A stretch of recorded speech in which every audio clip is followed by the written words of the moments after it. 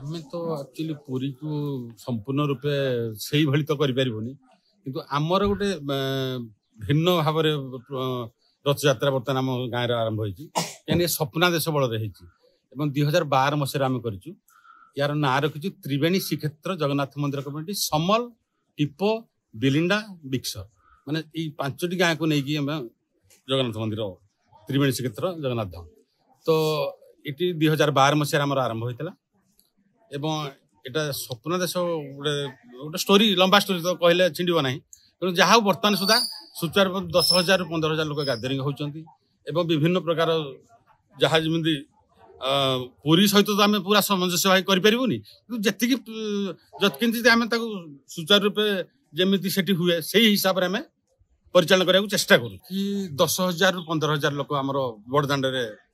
गादरिंग हो पाखापाखि केते गाँ अछि समल पाखा हमर अभिव्यक्त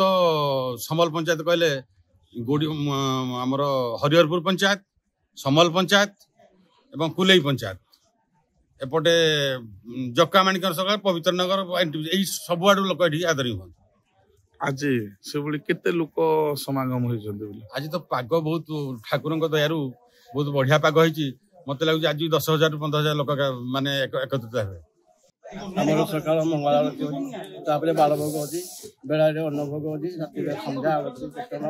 आ भजन भागवत विष्णु सहस्रनाम पाठ